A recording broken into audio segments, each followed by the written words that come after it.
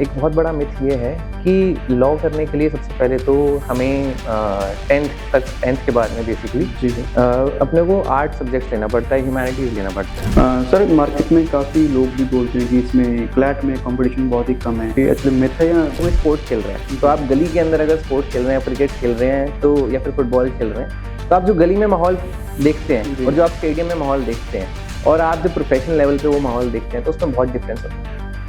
Institute अच्छा तब होगा जब वहाँ पे अच्छे बच्चे आएंगे। जी इंडिया के अंदर दिए जाते हैं सही से, तो आपको समझ आएगा कि अगर आप पहले ही सेफ्टी मेजर्स नहीं लोगे और व्हीकल स्टार्ट कर दोगे तो आपको शायद ड्राइविंग लाइसेंस भी ना मिले। 90% बंदे तो फेल ही हो जाएंगे। ठीक है, वो भी हमारे अभी भी मेंटोर्स हैं, ऐसा नहीं है कि उन्होंने 24 साल इन्वेस्ट। इसके अलावा हमारे इंस्टीट्यूट ये है कि अगर मान लो पंजाब का कोई बच्चा पता है कि आपने सेम जगह से प्रिपरेशन की है एंड इस वजह से आप कंफर्टेबल हो जाते हो, जो आपको वो जो होम सिकनेस नहीं मिलता है तो वहाँ पे आपको एक पता है कि आपने जो प्रिपरेशन की है।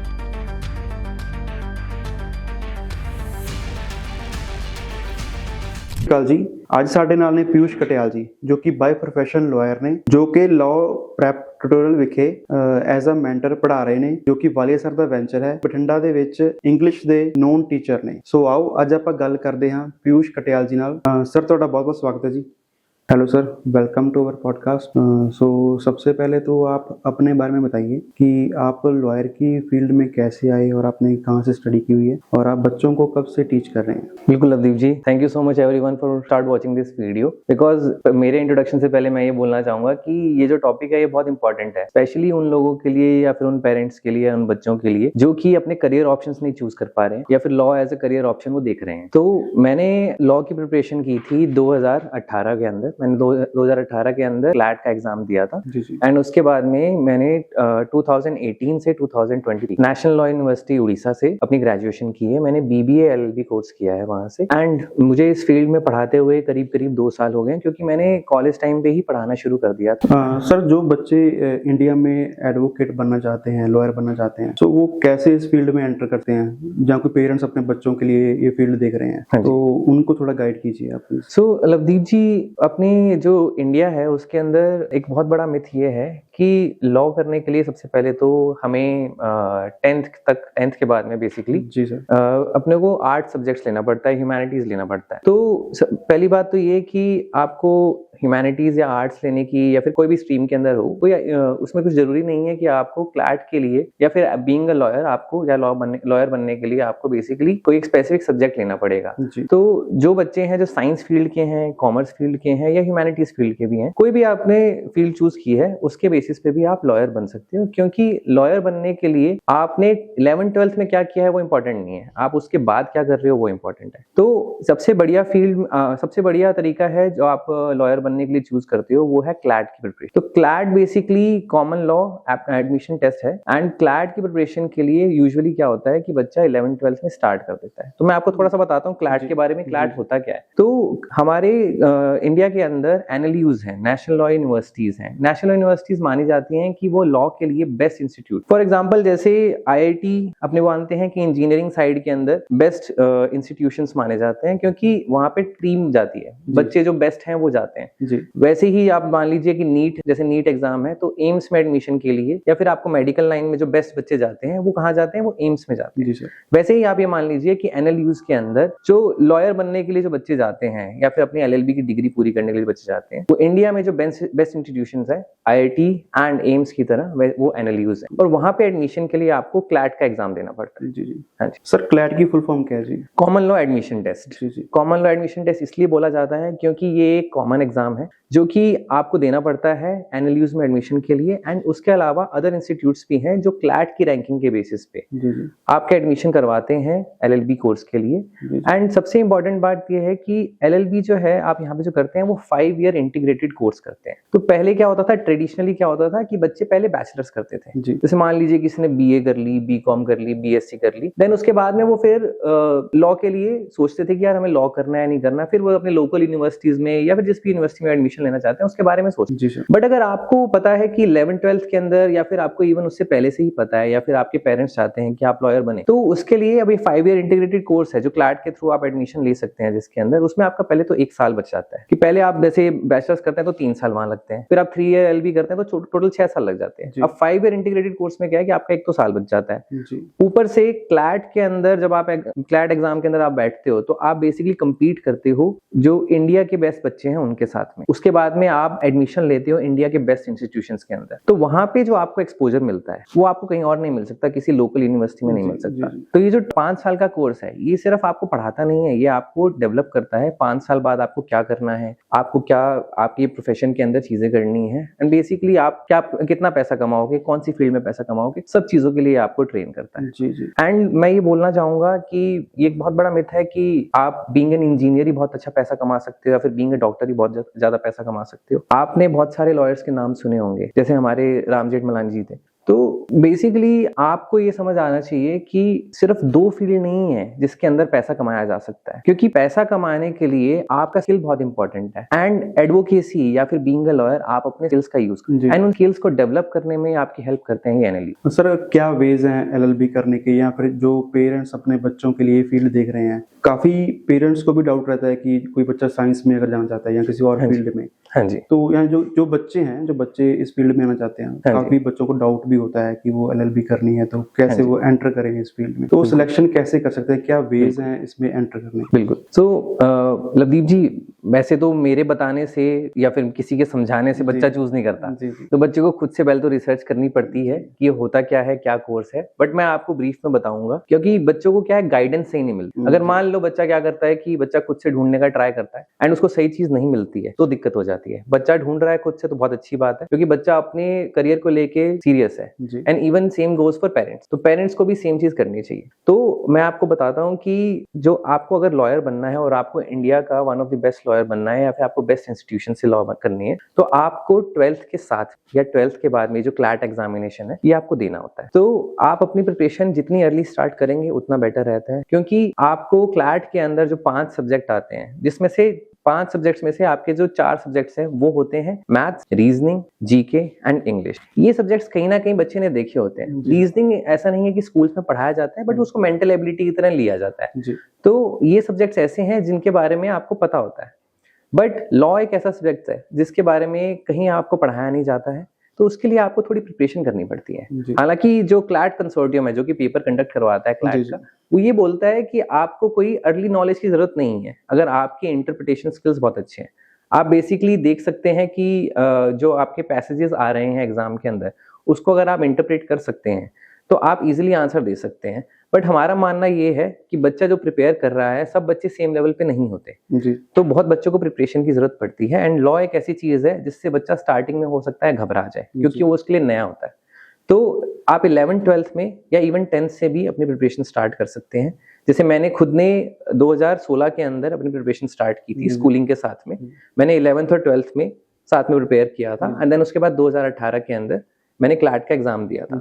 ये सबसे बेस्ट तरीका है आपको अगर क्लैट के अंदर एडमिशन लेना है तो, क्योंकि आप 2 साल आराम से प्रिपेयर करते हैं, स्कूल के साथ में प्रिपेयर करते हैं, इरिस्पेक्टिव ऑफ द फैक्ट कि आप कौन से फील्ड के अंदर हैं, आप ह्यूमैनिटीज में हैं या आप कॉमर्स में हैं या फिर आप साइंस में हैं।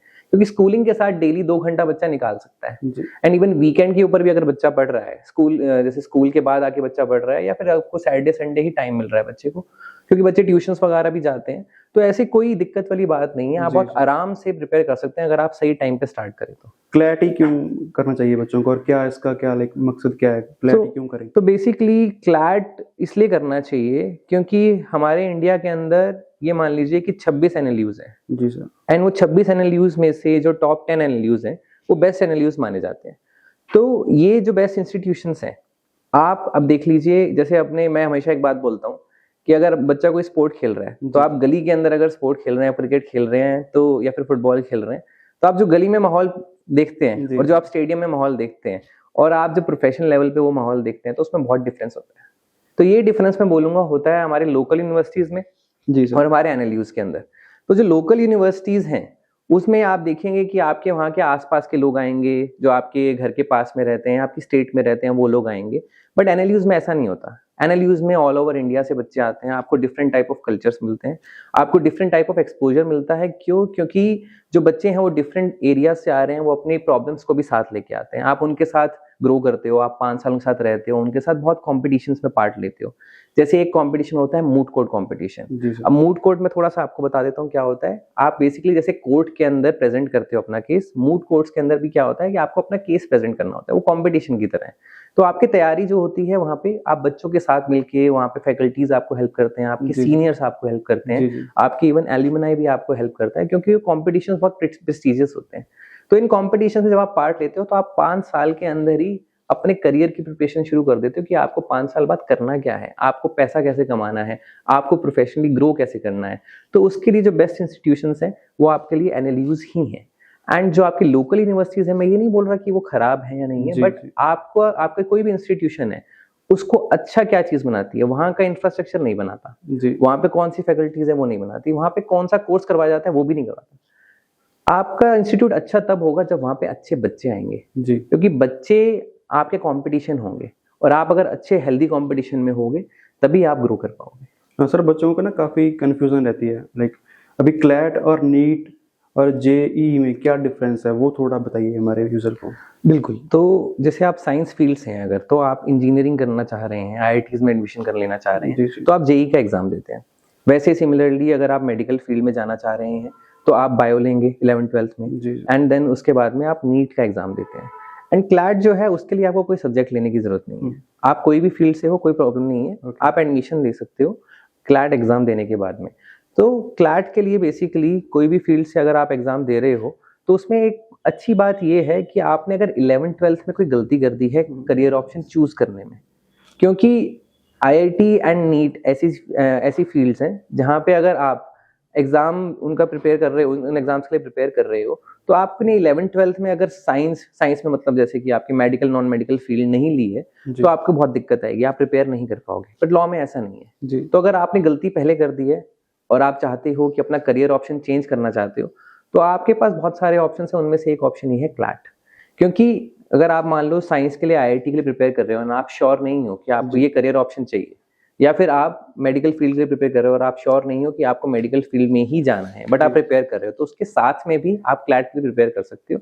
क्योंकि जैसे मैंने आपको बताया कि आप दिन में 1-2 घंटा दोगे या फिर वीकली आप अपने 5-6 घंटे दे दोगे, तो वो भी मोर देन सफिशिएंट है इस एग्जाम को देने के लिए। सर, क्या NLU और एम्स का तुलना करना सही रहेगा इसमें, या कुछ डिफरेंस क्या है इसमें, थोड़ा वो भी क्लियर कीजिए हमें। देखिए, सबसे पहली बात तो आप अलग अलग प्रोफेशंस को अगर कंपेयर करेंगे, जी, जी। वैसे तो हम कर नहीं सकते कंपेयर, क्योंकि वो खुद में ही अलग है। जैसे अब डॉक्टर्स हैं वो हमारी जान बचाते हैं, जी, जी। ठीक है, वैसे ही लॉयर्स हैं, वो आपको जैसे अब जेल में आप जाने वाले हो, जी। ठीक है, आपने गलती नहीं की है, ठीक है, बट वहां पे आपको किसकी जरूरत है? वहां पे डॉक्टर नहीं आगे बचा जी, सकता, जी। वहां पे कौन आगे बचाएगा आपको? वहां पे वकील आके बचाएगा, जी। वहां पे कोई आपको एडवोकेट आके बचाएगा, ठीक है। तो सबका कंपैरिजन अलग है। जी। बट आप अगर ऐसे करियर ऑप्शन इसको देखना चाह रहे हो तो आप ये देख सकते हैं कि आपको अगर डॉक्टर बनना है तो आपको पहले MBBS करना पड़ेगा, जी। एंड आजकल का ट्रेंड जो है उसके अकॉर्डिंग आपको MD तो करना ही पड़ेगा, जी।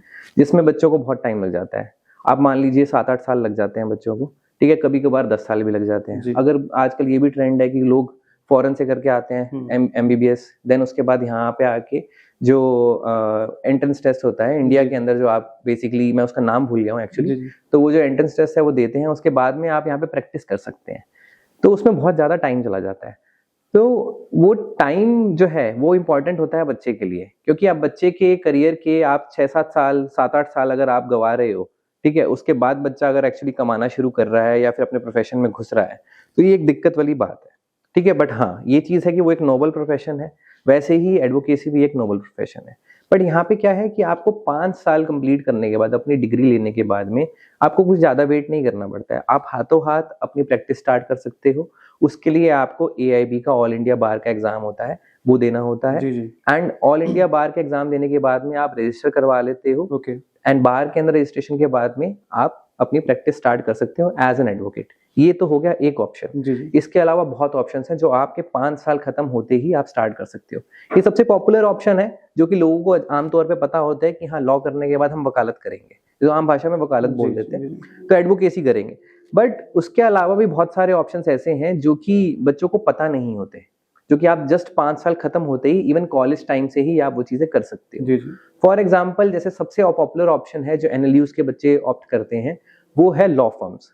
तो लॉ फर्म्स बेसिकली आप ये मान लीजिए कि कॉलेज के टाइम पे ही आपको पता लग जाता है कि आपको लॉ फर्म में जाना है कि नहीं जाना है, क्योंकि आप कॉलेज के दौरान इंटर्नशिप्स करते हो। इंटर्नशिप से आपको बहुत एक्सपोजर मिलता है, आप अलग अलग जगह ट्राई करते हो काम करके। तो सबसे पॉपुलर ऑप्शन होता है लॉ फर्म का। तो लॉ फर्म के अंदर बेसिकली अगर आप टियर 1 लॉ फर्म्स के अंदर जा रहे हो तो आप हो सकता है 5 साल खत्म करते ही 18 लाख से 20 लाख तक का पैकेज कमा रहे हो। ओके। जो कि एक बहुत बड़ी बात है, क्योंकि आज के टाइम पे जो हमारी अनएम्प्लॉयमेंट रेट है उसकी वजह से आप सोच नहीं सकते हो कि कॉलेज के जस्ट बाद इतना सारा आप पैसा कमा सको एक बार में। जी जी। तो वो थोड़ा सा एक अच्छा ऑप्शन है, एक ल्यूक्रेटिव ऑप्शन है। बिकॉज होता क्या है कि पेरेंट्स को ये नहीं लगता कि वो हमारा बच्चा कोई ऐसे बहुत बड़े इंस्टीट्यूशन में चला गया जी। तो बस उसका करियर सेट हो गया। पेरेंट्स तब खुश होते हैं जब बच्चा एक्चुअली पैसा कमाने लग जाता है। एंड बच्चा भी यही चाहता है कि मैंने अगर इतने अच्छे इंस्टीट्यूशन से पढ़ाई की है, इतनी मेहनत करी है, इतना टाइम लगाया है, तो मुझे बढ़िया करियर ऑप्शन मिले। तो इसके लिए जो लॉ फर्म्स है वो एक बहुत अच्छा ऑप्शन बनते हैं। एंड उसके अलावा अगर आप लॉ फर्म्स में नहीं जाना चाहते हैं, उसके अलावा भी बहुत ऑप्शन है हमारे पास, जैसे आप जुडिशरी के लिए प्रिपेयर कर सकते हैं। तो अब ये हो गया है कि 3 साल आपको प्रैक्टिस करनी पड़ेगी, उसके बाद आपको जुडिशरी के लिए प्रिपेयर करना है। देन आप साथ पे साथ प्रिपेयर कर सकते हैं, देन जुडिशरी का आप एग्जाम देंगे, देन आप जज बन सकते हैं। एंड आप सबको पता है कि जज के पास कितनी पावर होती है, कितना उनका रुतबा होता है, ठीक है। जो वहाँ पे तो जो जजेस होते हैं वो बेसिकली आप सबको पता है कि क्या काम करते हैं एंड उनकी क्या रेपुटेशन होती है। उसके बारे में मुझे नहीं लगता डिटेल में मुझे बताने की जरूरत है। बट इसके अलावा और भी ऑप्शंस हैं। अब ये तो हो गए जो 3 मेजर ऑप्शंस जो हर किसी को शायद पता होते हैं। इसके अलावा आप रिसर्च में जा सकते हैं। रिसर्च के अंदर आप एकेडमिक्स में भी जा सकते हैं, आप आगे LLM भी कर सकते हैं, मास्टर्स कर सकते हैं। देन उसके बाद आप PhD का ऑप्शन भी चूज कर सकते हैं। रिसर्च के अंदर आपके बहुत सारे रिसर्च इंस्टीट्यूशंस हैं, जैसे आपके बहुत सारी कमीशंस हैं, वहाँ पे आप जा सकते हैं। उसके अलावा आपके गवर्नमेंट इंस्टीट्यूशंस में भी लीगल ऑफिसर का आपकी पोस्ट होती है, उसके लिए आपके एग्जाम्स भी होते हैं। एंड उसके अलावा आप अलग से भी जो बैंक्स हैं उनके अंदर लीगल ऑफिसर के एग्जाम्स दे सकते हैं। एंड इसके अलावा आपके पास जो ऑप्शंस अवेलेबल होते हैं वो ये है कि आप एकेडमिक्स के साथ साथ बहुत सारी चीजें कर सकते हो। फॉर एग्जाम्पल जैसे आप रिसर्च पेपर्स लिख सकते हो, अगर आपको राइटिंग का शौक है तो आप अपनी बुक्स लिख सकते हो, ठीक है। तो जो कि आप बेसिकली एकेडमिक्स फील्ड में रहते हुए भी दूसरों को आप अवेयर करवा रहे हो अपनी रिसर्च के बारे में, आपने क्या फाइंडिंग्स की हैं उसके बारे में। एंड इसके अलावा अगर आप देखो कि जो हमारे करियर ऑप्शंस हैं वो अनलिमिटेड है सर, क्योंकि लॉ के अंदर जितने भी लॉज हैं उन सब के अंदर ये सारी फील्ड डाइवर्सिफाई होती है। अब आपको खुद को पता है कि इंडिया इतना बड़ा देश है, यहाँ पे कितने लॉज हैं। आप डेली बेसिस पे मेरे को लगता है कोई ना कोई इंसान कोई ना कोई लॉ तो तोड़ता है। कैसे? जैसे मान लीजिए अगर मैंने बाइक स्टार्ट करी या स्कूटी स्टार्ट करी या कार स्टार्ट करी, तो कार स्टार्ट करने से पहले मैंडेटरी होता है सेफ्टी मेजर्स लेना, जैसे हेलमेट लगाना, सीट बेल्ट लगाना। बहुत लोग होते हैं जो कि ये चीज या तो लगाते ही नहीं है या फिर लगाते हैं तो अपना व्हीकल ऑन करने के बाद लगाते हैं। तो ड्राइविंग टेस्ट अगर आप इंडिया के अंदर दिए जाते हैं सही से, तो आपको समझ आएगा कि अगर आप पहले ही सेफ्टी मेजर्स नहीं लोगे और व्हीकल स्टार्ट कर दोगे तो आपको शायद ड्राइविंग लाइसेंस भी ना मिले। 90% बंदे तो फेल ही हो जाएंगे, ठीक है। तो एक ये होता है। दूसरी चीज क्या होती है कि आप बिना पूछे कोई भी किसी की चीज ले लेते हैं, ठीक है। तो बिना पूछे कोई भी चीज अगर आपकी कोई ले ले और आपको वापस ना दे, तो अपने दोस्ती यारी में तो चलो चलता है, बट अपने कोई ऐसे मान लो यहाँ पे सामने पेन पड़ा है, अब मैंने ये पेन आपसे बिना पूछे उठा के मैं ले गया और ये पेन आपका है, ठीक है। तो पेन छोटी चीज है, बट ये भी क्या है, ये भी क्राइम है, ये भी थेफ्ट माना जाता है, ये चोरी मानी जाती है, ठीक है। तो हम डेली बेसिस पे ना बहुत लॉ तोड़ते हैं, ठीक है, बट हमें पता नहीं होता। तो इसके लिए अवेयर कौन करवाता है? या हमें लॉयर्स ही अवेयर करवाते हैं, एडवोकेट्स ही अवेयर करवाते हैं। तो इस फील्ड के बारे में जितना बोलूं उतना कम है, क्योंकि ये बहुत डाइवर्स फील्ड है और जितनी डाइवर्स फील्ड उतने डाइवर्स करियर्स हैं इसके अंदर। जी। हाँ जी सर, मार्केट में काफी लोग भी बोलते हैं कि इसमें क्लैट में कंपटीशन बहुत ही कम है, ये एक्चुअली मिथ है या एक्चुअली में ऐसा है कुछ? तो कंपटीशन अगर आप देखें कि नंबर ऑफ स्टूडेंट्स जो दे रहे हैं क्लैट, वो अभी ये मान लीजिए 1 लाख से हल्के से कम है, ठीक है। आपकी जो सीट्स हैं, जैसे जनरल कैटेगरी की जो सीट्स हैं वो रफली अराउंड है 1500। एंड आप ये मान के चलिए कि आपकी अगर 3000 से नीचे रैंक आ रही है बीइंग ए जनरल का स्टूडेंट, तो हो सकता है आपको शायद कोई एनएलयू ना मिले, बट डेफिनेटली आपको अच्छा एनएलयू तो नहीं मिलेगा, ठीक है। अच्छा एनएलयू नहीं मिलेगा, उसका कहने का मतलब मेरा ये है कि जब बच्चा प्रिपेयर करता है तो वो टॉप एनएलयूज के लिए प्रिपेयर करता है। अब अपने बच्चे को बोलें कि नहीं बच्चा आपको सेकंड आना है, जी जी बच्चा बोलेगा नहीं मेरे को सेकंड क्यों आना है, मेरे को तो फर्स्ट आना है ना। जी बिल्कुल। तो जो बच्चा जो है वो बहुत मतलब ये मान लीजिए इमोशनल होता है अपने अपने करियर को लेके।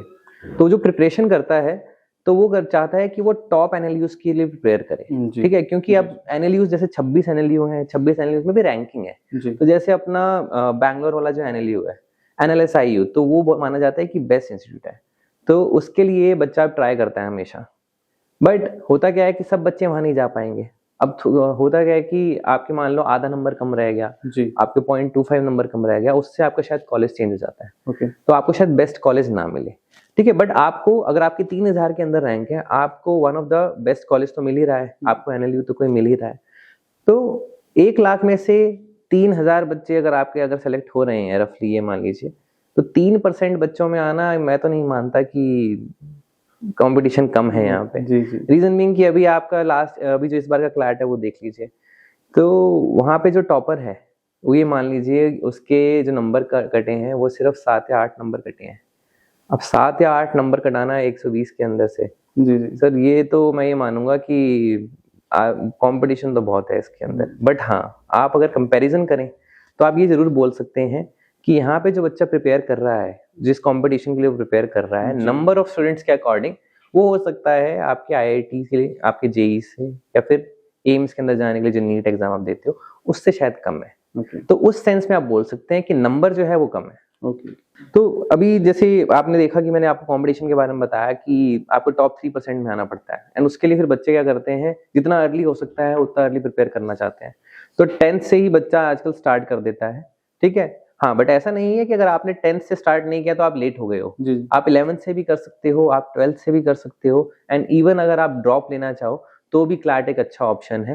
रीजन बीइंग कि आप अपने लोकल कॉलेज से एडमिशन लोगे, उससे बेटर है कि आप एनएलयू से एडमिशन लो। एंड उसके लिए अगर आप 1 साल अगर अपना इन्वेस्ट करना चाह रहे हो, मैं नहीं बोलूंगा कि वो 1 साल आपका वेस्ट हो रहा है, वो आप इन्वेस्ट कर रहे हो, क्योंकि जो मेहनत आपने पहले नहीं की वो शायद आपको बाद में करनी पड़ेगी। जी क्योंकि किसी भी फील्ड के अंदर आप अगर मेहनत के बिना जा रहे हो तो वहां पे आने के बाद आपको कोई अच्छा प्रोडक्ट नहीं मिलेगा, आपको मेहनत तो करनी ही पड़ेगी।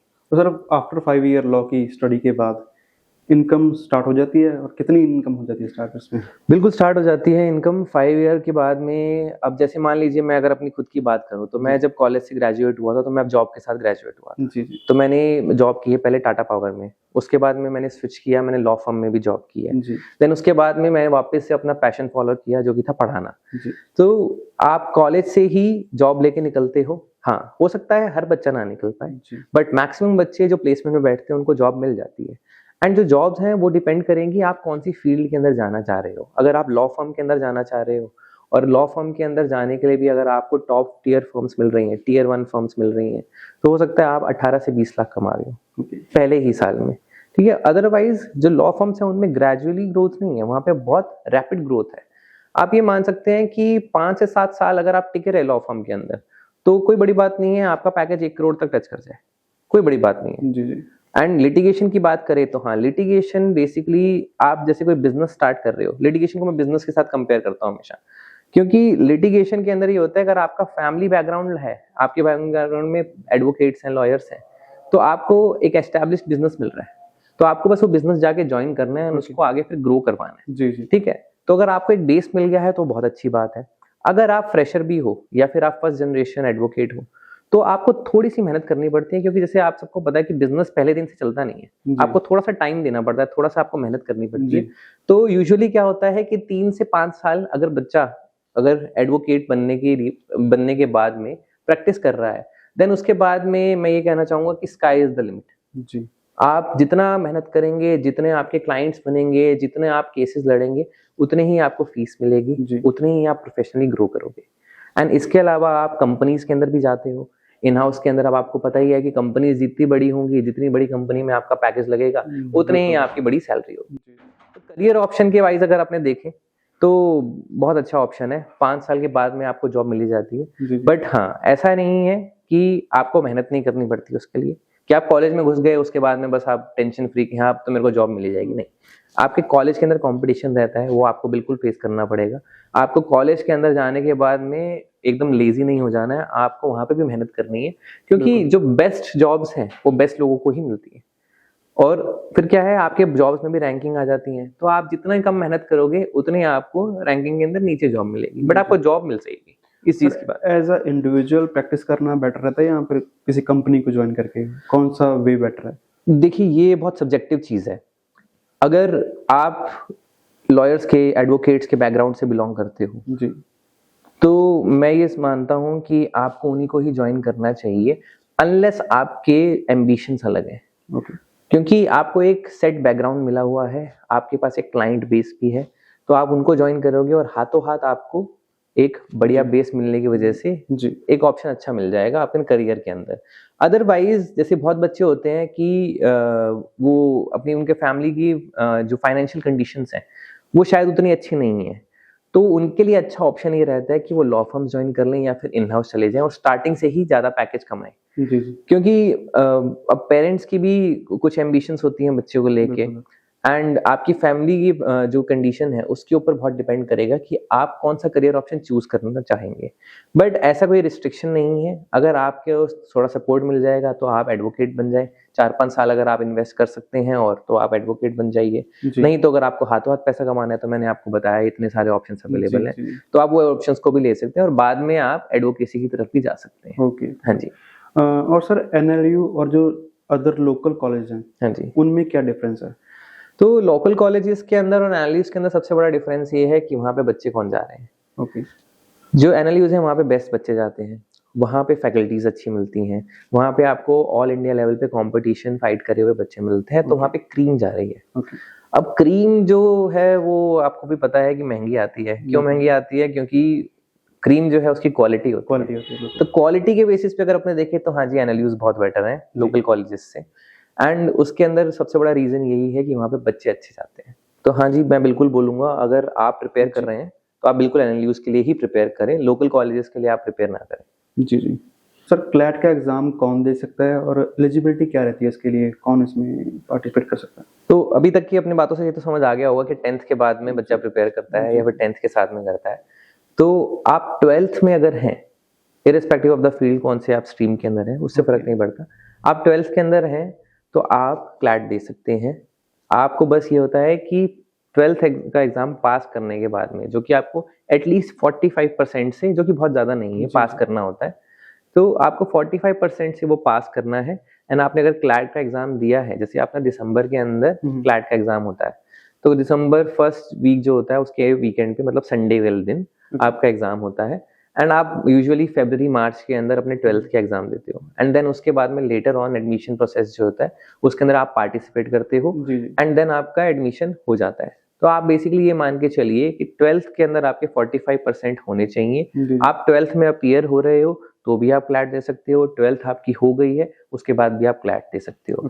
इसके अलावा आप 11th के अंदर प्रैक्टिस के लिए भी क्लैट दे सकते हो, बट आपको मेंशन करना पड़ेगा कि आप प्रैक्टिस के लिए क्लैट दे रहे हो, क्योंकि वो रैंकिंग आपकी काउंट नहीं होगी। तो बस इसलिए होता है क्योंकि बच्चे आजकल क्या है, बहुत एम्बिशियस हैं, वो चाहते हैं कि हम, जैसे अब होता है ना कि आप मैच खेलने जा रहे हो तो उससे पहले प्रैक्टिस करके जाते हो, तो वो 1 साल पहले प्रैक्टिस करना स्टार्ट कर देते हैं। तो 11th के अंदर बच्चा क्या करता है कि अपना एक अटेम्प्ट दे देता है, और वो जो अटेम्प्ट बच्चे का रहता है वो बेसिकली काउंट नहीं होता, क्योंकि वो अभी 11th के अंदर है, वो अभी 12th में नहीं है, इस वजह से वो बस प्रैक्टिस के लिए होता है। उसके अलावा आपके जो नंबर ऑफ अटेम्प्ट्स हैं वो आप कितने भी दे सकते हो, बट आइडियली कोई भी बच्चा है वो 2 अटेम्प्ट देता है या 3 अटेम्प्ट देता है। 3 अटेम्प्ट उस केस में मैं बोल रहा हूँ आइडियली कि अगर आप 11th क्लास में अटेम्प्ट दे रहे हो, आप 12th के साथ अटेम्प्ट दे रहे हो, वो एक अटेम्प्ट हो गया। दूसरा, अगर आपको ड्रॉप लेना पड़ रहा है, मैं ये नहीं बोलूंगा कि ड्रॉप लेने के बाद अगर आपका एडमिशन नहीं हुआ तो आप क्लैट नहीं दे सकते, आप बिल्कुल दे सकते हो, बट मेरी एडवाइस ये रहेगी कि अगर आप ड्रॉप ले चुके हो एक बार, तो आपको जो भी कॉलेज मिल रहा है वो आप ज्वाइन करें एंड उसके साथ में आप प्रिपेयर करें, क्योंकि आपका टाइम बहुत वैल्यूएबल है। आप ऐसे ही वेट नहीं कर सकते कि हाँ ठीक है मेरा कब एग्जाम निकलेगा और उसके बाद में एडमिशन लूंगा एनएलयूज के अंदर। हाँ जी सर, मेरा लास्ट क्वेश्चन है कि हाँ जी, स्टूडेंट्स लॉ प्रेप ही क्यों ज्वाइन करें, क्यों एडमिशन लें यहाँ पे, क्यों एडमिशन लें? देखो, मैं ये नहीं बोल रहा कि स्टूडेंट को लॉ प्रेप ही ज्वाइन करना चाहिए, क्योंकि ऐसा है कि बच्चे को अपना जो टीचर है वो चूज करने का हक होना चाहिए, जो कि लाइफ में बहुत कम मिलता है। बच्चे को बचपन से स्कूल में डाले जाता है, वो स्कूल किसकी चॉइस का होता है, पेरेंट्स की चॉइस का होता है, ठीक है। उसके बाद में जो करियर ऑप्शन होता है वो बच्चा खुद चूज करता है, वो कॉलेज चूज करता है, पर वहां पे जो फैकल्टीज मिलती हैं वो चूज नहीं करता बच्चा। बट कोचिंग एक ऐसी चीज है जहाँ पे बच्चा खुद से ही क्या कर सकता है, अपने टीचर्स को चूज कर सकता है। जी जी ठीक है, तो मैं ये बोलूंगा कि लॉ प्रेप वैसे तो बेस्ट है क्योंकि हमारे नंबर्स बताते हैं। क्यों? क्योंकि ये इंडिया का सबसे पुराना एंड सबसे बड़ा लॉ के या फिर क्लैट के पर्सपेक्टिव से देखा जाए जी जी तो इंस्टीट्यूट है, सबसे बड़ा सबसे पुराना इंस्टीट्यूट है। इसको 24 साल हो गए हैं। जो हमारे फाउंडर्स हैं वो भी हमारे अभी भी मेंटोर्स हैं। ऐसा नहीं है कि उन्होंने 24 साल इन्वेस्ट कर दिया अपने इस बिजनेस के अंदर जी जी एंड उसके बाद में उन्होंने छोड़ दिया। वो अभी भी हमारे क्लैट मेंटोर्स हैं। लास्ट 24 साल उन्होंने जो इन्वेस्ट किए हैं उसके बाद में कि इंडिया का सबसे बड़ा और सबसे पुराना अपने क्लैट प्रिपरेशन इंस्टीट्यूट बना दिया। जी जी उसके बाद भी वो अभी भी पढ़ा रहे हैं एंड हमारे यहाँ पे लॉ प्रेप ट्यूटोरियल बठिंडा के अंदर भी उनका पूरा सपोर्ट है। वो 24/7 अवेलेबल रहते हैं। हमें कोई भी इशू आता है तो वो हमारा इशू को कैटर करते हैं जी एंड हाथों हाथ सॉल्यूशन देते हैं। एंड उसके अलावा मैं ये बोलना चाहूँगा कि जो हमारा मटेरियल है, जैसे कि हम ये मान लीजिए कि मोर देन 40 बुक्स प्रोवाइड करते हैं। मोर देन 40 बुक्स के अलावा हमारे रिकॉर्डेड क्लासेस भी हैं एंड उसके अलावा हम साल के अंदर 80 अराउंड मॉक्स लेते हैं, जिसको मैं प्रैक्टिस बोलता हूँ। आप प्रैक्टिस करते हो मेन एग्जाम जी। से पहले, तो आपने अगर 80 बार प्रैक्टिस कर ली है तो आप एक बार मेन एग्जाम तो दे के आ ही सकते हो। जी जी एंड उसके अलावा हमारे AI ड्रिवन पोर्टल्स हैं जी जिसके अंदर आपके थ्रू आउट द आपकी प्रिपरेशन आपको AI की भी हेल्प मिलती रहती है। जो भी आपके नंबर्स आ रहे हैं, जो भी आप टेस्ट दे रहे हो जी जी एंड उसके अलावा जो भी गलतियां आप कर रहे हो, उनके सजेशंस आपको हैंड टू हैंड मिलते रहते हैं। जी जी एंड उसके अलावा हम फिजिकली अवेलेबल हैं एंड यहाँ पे हमारे जो सर हैं ब्रिजमोहन सर, वो इंग्लिश का जी कोर्स कवर करवाते हैं। जी। मैं लॉ का एंड क्वांट का कवर करवाता हूँ। उसके अलावा हमारी जो फैकल्टीज हैं जो कि जीके एंड रीजनिंग कवर करवाती हैं, हमारे पास फिजिकली भी अवेलेबल है एंड उसके अलावा हमारे पास ऑनलाइन फैकल्टीज भी अवेलेबल है। ओके तो बच्चे को फिजिकली ऑनलाइन हर तरीके से हमारा सपोर्ट है। हमारे हेड ऑफिस जो है वहाँ से पूरा सपोर्ट है एंड ये चीज़ सिर्फ हमारे यहाँ नहीं है, ये ऑल ओवर इंडिया ही है। क्योंकि हम काम करते हैं टीम की तरह। तो मैं यहाँ पे जैसे काम कर रहा हूँ तो मैं भी टीम का पार्ट हूँ। सर यहाँ पे टीम का पार्ट है। जो हमारा हेड ऑफिस है वो एक टीम का पार्ट है। ओके तो हम एक टीम की तरह हैं जो कि बच्चों को मेंटोर करते हैं, बच्चों को प्रिपेयर करते हैं उनके फ्यूचर के लिए, क्लैट के लिए एंड क्लैट के अलावा जैसे और भी जो रिलेटेड एग्जाम्स है लॉ एंट्रेंस से, उन सब के लिए। क्योंकि बच्चे यहाँ हैं अपने करियर को लेके इतना तो ट्रैवल कर लेते हैं आजकल। बट हाँ, अगर आप पंजाब में हैं या फिर आप अपने नॉर्दर्न राजस्थान एरिया के अंदर हैं तो Bathinda is a very good option. जी क्योंकि हमारा जो सेंटर है वो बेसिकली फिजिकली एंड ऑनलाइन दोनों सपोर्ट दे रहा है एंड उसके अलावा हमारे जो लॉ प्रेप के आपके जो रिजल्ट्स हैं वो the result speaks for itself. ठीक है, तो हमें प्रमोशन की जरूरत नहीं है उस चीज़ के रिगार्डिंग, क्योंकि हमारे जो ऑल इंडिया रैंक्स हैं, हमारे मान लीजिए 30+ टॉप 100 रैंक्स के अंदर बच्चे आए हैं इस बार। जी जी और ये सिर्फ इस साल का ट्रेंड नहीं है, ये हमारे पुराने 10-12 साल से आप देख सकते हैं जी जी कि ट्रेंड एग्जिस्ट कर रहा है। एंड उससे पहले भी जैसे 2008 के अंदर हमारा क्लैट एग्जाम स्टार्ट हुआ था, तब से लेके अब तक का आप जो ट्रेंड देख सकते हैं कि मैं इसलिए नहीं बोल रहा हूँ कि ये बेस्ट इंस्टीट्यूट है एंड बच्चे का सिलेक्शन भी पक्का हो। जी जी इसके अलावा हमारे इंस्टीट्यूशन से आपको अगर प्रिपरेशन करनी है तो उसका एक मेजर बेनिफिट ये है कि अगर मान लो पंजाब का कोई बच्चा है, वो मान लेते हैं, मान लो उड़ीसा चला गया, नेशनल लॉ यूनिवर्सिटी उड़ीसा जहाँ से मैंने ग्रेजुएशन की है अपनी, वहाँ चला गया, तो वहाँ पे आपको लोकली ऐसा इन्वायरमेंट नहीं मिलेगा जो पंजाब में है। बट अगर वहाँ पे आपको लॉ प्रेप का कोई बच्चा मिल जाए, आपको कोई वहाँ पे लॉ प्रेप का एल्यूमनाई मिल जाए, जी जी तो वहाँ पे आपको एक बहुत अच्छा सपोर्ट मिल जाता है। क्यों? क्योंकि आपको पता है कि आपने सेम जगह से प्रिपरेशन की है जी जी एंड इस वजह से आप कंफर्टेबल हो जाते हो। जो आपको वो जो होम सिकनेस होती है या आपको झिझक होती है वहाँ पे, जी उससे आप उभर जाते हो एंड वहाँ पे आप जिस चीज़ के लिए गए हो, जो मेन फोकस है आपका, वो चीज़ आप करनी स्टार्ट कर देते हो। जी जी तो मैं बस इसलिए बोलना चाहूँगा कि हमारा एल्यूमनाई बेस बहुत बढ़िया है एंड बहुत बड़ा है ओके एंड हम सिर्फ बच्चे को प्रिपरेशन के दौरान ही नहीं, उसके बाद भी सपोर्ट करते हैं। जी। हम हमेशा बच्चे के साथ अवेलेबल है जब भी बच्चे को हमारी नीड होती है। जी जी हाँ जी सर। आपका बहुत बहुत धन्यवाद सर। उम्मीद करते हैं आपकी जो इन्फॉर्मेशन है बच्चों तक पहुंचेगी और उनको हेल्प होगी अपना करियर सेलेक्ट करने में, जो भी फील्ड में वो जाना चाहते हैं। हाँ जी, तो हाँ जी, थैंक यू सर। बिल्कुल बिल्कुल, thank you so much audience. अगर आपको कोई भी डाउट्स हैं, अगर आप कोई भी फर्दर इन्फॉर्मेशन लेना चाहते हैं तो हमारा कॉन्टैक्ट नंबर यहाँ पे दिया हुआ है, आप बिल्कुल हमसे बात कर सकते हैं। हमारे सेंटर पे जो कि हमारा अजीत रोड पे है, लॉ प्रेप ट्यूटोरियल बठिंडा, आप विजिट कर सकते हैं एंड हम यहाँ पे आपको हमेशा अवेलेबल रहेंगे। हम कॉल पे और फिजिकली यहाँ हमेशा अवेलेबल हैं। तो आपके जो भी डाउट्स हैं हम क्लैरिफाई करने के लिए रेडी हैं। थैंक यू सो मच, आपका बहुत बहुत शुक्रिया ये वीडियो देखने के लिए। Thank you. ਅਗਰ ਤੁਹਾਨੂੰ ਵੀ ਕੋਈ ਡਾਊਟ ਹੋਊਗਾ ਆਪਣੇ ਕੈਰੀਅਰ ਸਿਲੈਕਟ ਕਰਨ ਦੇ ਲਈ ਜਾਂ ਇਸ ਫੀਲਡ ਦੇ ਵਿੱਚ ਆਉਣ ਦੇ ਲਈ ਰਿਗਾਰਡਿੰਗ ਕੋਈ ਵੀ ਡਾਊਟ ਨੇ, ਤਾਂ ਮੈਂ ਸਰ ਦਾ ਨੰਬਰ ਸਕਰੀਨ ਤੇ ਐਡ ਕਰ ਦੂੰਗਾ, ਤੁਸੀਂ ਉਹਨਾਂ ਨੂੰ ਡਾਇਰੈਕਟ ਕਾਲ ਵੀ ਕਰ ਸਕਦੇ ਹੋ ਔਰ ਮੈਸੇਜ ਵੀ ਕਰ ਸਕਦੇ ਹੋ ਜੀ। Thank you.